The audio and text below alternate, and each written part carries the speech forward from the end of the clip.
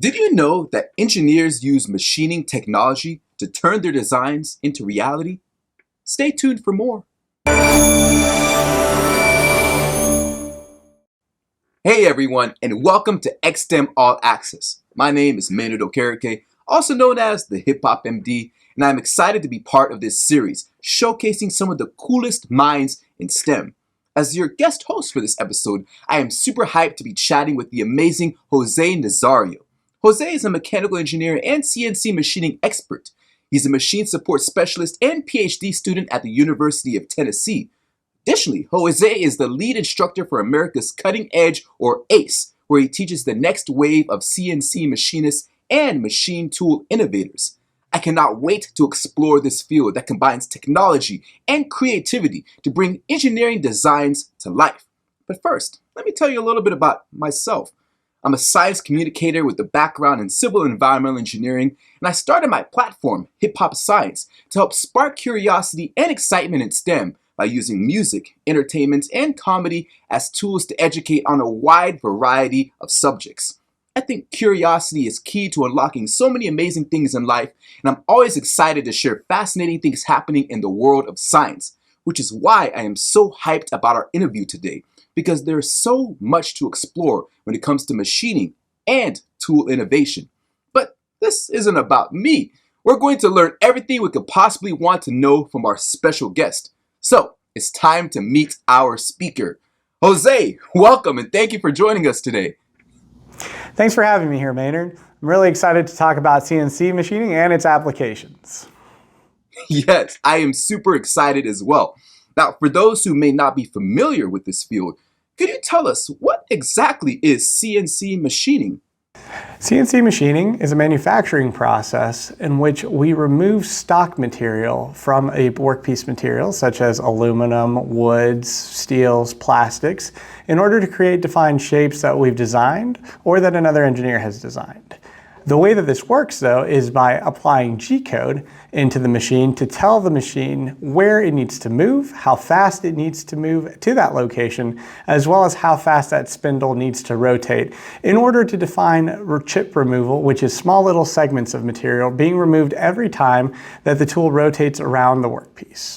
So essentially, you're taking a design that has been conceptualized by an engineer and a block of material, and CNC machining brings that concept to life. That's absolutely incredible. Jose, you mentioned G-code, which stands for geometric code, and is a very important part of CNC machining. This is a super important concept, so let's take a closer look and learn a little bit more.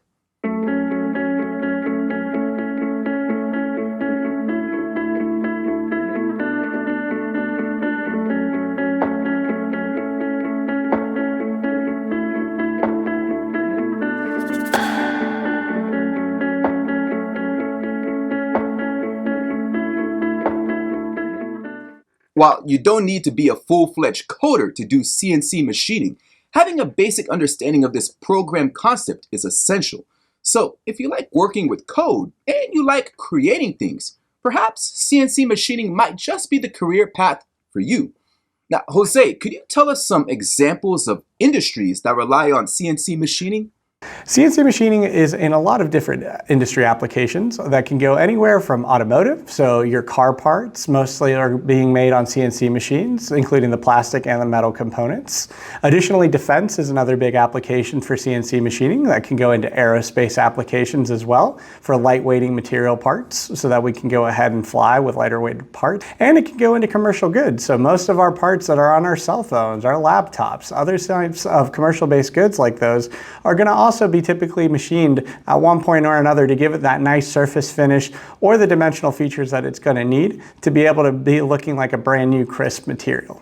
You know, so many of those applications totally make sense, especially automotive. You think about all the parts and pieces that go into constructing a vehicle and the amount of designs that translate across a wide variety of cars. The possibilities with CNC machining is almost limitless within just that area alone. That is absolutely amazing.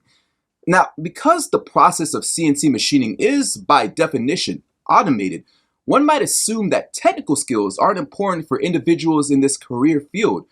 Tell us, Jose, what kind of STEM skills are needed to work with CNC machines? Although CNC machining is an automated process, the machinist or the manufacturing engineer is the one that programs that to begin with. With that, we need to understand a few different things. The first thing is what type of tool we're going to actually use. For example, whether or not we're going to use a drill to be able to create holes, or we're going to use an end mill to go around the side of the material to create different features. The next step of it is also going to be understanding the math and the physics necessary to be able to define the cutting that we're going to do. For example, where there's math behind how fast we're going to run the spindle, as well as how hard we are going to run the feed rate across the workpiece material in order to reduce the amount of chatter or free vibration that we can get on a part that then creates bad marks or chatter marks on our part. That would then mean that the part would need to be either scrapped or defective because it won't look to the right specifications at the end of the product. Other types of technical skills that are going to be necessary is a lot of different problem solving as well.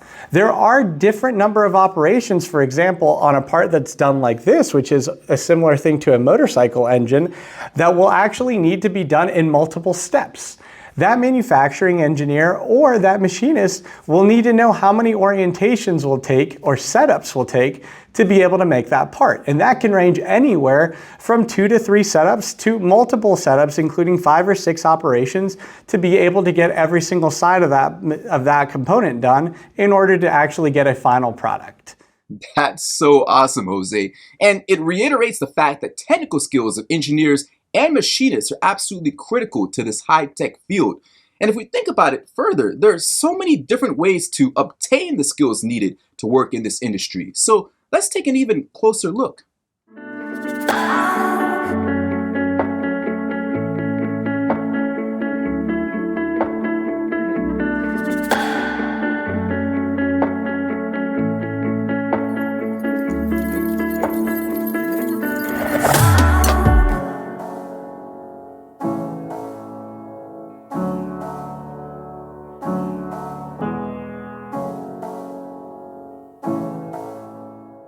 Wow, technical training all the way up to graduate school. That is amazing.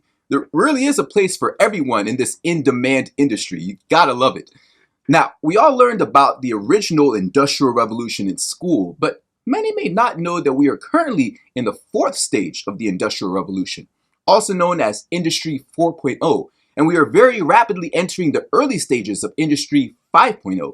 You may not realize it, but the items we rely on every day are being produced more efficiently and sustainably thanks to the technological advancements of these advancing industrial revolutions. This is called smart manufacturing, and it involves cutting-edge technology like automation, robotics, AI, and machine learning. Jose, I want to know from you, how is CNC machining a part of all of this? With smart manufacturing and the Industry 4.0 or 5.0 segments that we're going through right now, the critical thing is being able to get data or information from the machine in the middle of machining processes themselves. What this can look like is that we could be monitoring our spindle revolutions per minute to ensure that we're actually cutting at that speed. Other things would be monitoring the feed rates of our machine and ensuring that all the motors and every single part of the electrical hardware is functioning the way that we need to. This is critical because in our CNC programs, we are defining everything to be ideal or perfect. We want it to spin exactly at 3,000 revolutions per minute and go at 40 inches per minute. But in real-world applications, we might have decreased efficiency in some of those states. So by the usage of smart devices and sensors, we can monitor essentially the entire machining process to be able to make it both more efficient and ensure that it's actually meeting the standards that the CNC programmer or the manufacturing engineer set up from the beginning to cut. Nice. And those efficiencies impact all of us through the safety, cost, and availability of goods. So CNC machinists really do make an impact. And speaking of impact, issues that affect the health of our environment are important to all of us. Does CNC machining technology make manufacturing practices more environmentally friendly? In manufacturing environments, The environmental health is very important for both the employees that are working there as well as the external community that might come in contact with anything that's being made at that manufacturing facility. One of the critical ways that we make sure that we are being environmentally safe is going to come through the chemical lubricants or coolant that we use in the machines. We obviously want to make sure that we dispose of these all based on environmental health and safety regulations to ensure that these are being disposed of correctly and that they'll end up exactly where they need to rather than in water streams or other sorts of environmental areas that we don't want that stuff in. One of the other ways that we want to make sure of is that being environmentally conscious is that as we keep removing material from these parts, that will then produce a copious amount of chips, whether it's going to be wood or it's going to be plastics or metals. One of the things that we want to make sure is that we're recycling that material in the most environmental friendly way possible so that it's not ending up in landfills and other material places that we don't want that to be. A good example of this in CNC machining is the concept of hybrid manufacturing as well. So what hybrid manufacturing does for us is that instead of creating a large block of material and removing anywhere between 20 to 50% of the material there, we can use other processes such as additive manufacturing to get a close part to that. What that means for us is a near net shape. So with that near net shape, instead of removing that 20 to 50%, we might then reduce about 5% of the material that'll be done by making less scrap. An example for that would be this engine component that we've made over here, that this was done through an additive approach, and then we've only had to remove about 10 to 15% rather than 50% of that material to create the part, therefore making less environmental waste, also using less coolant, and reducing our tool wear, which ultimately all that material, once it's worn out, will have to be recycled or disposed of correctly.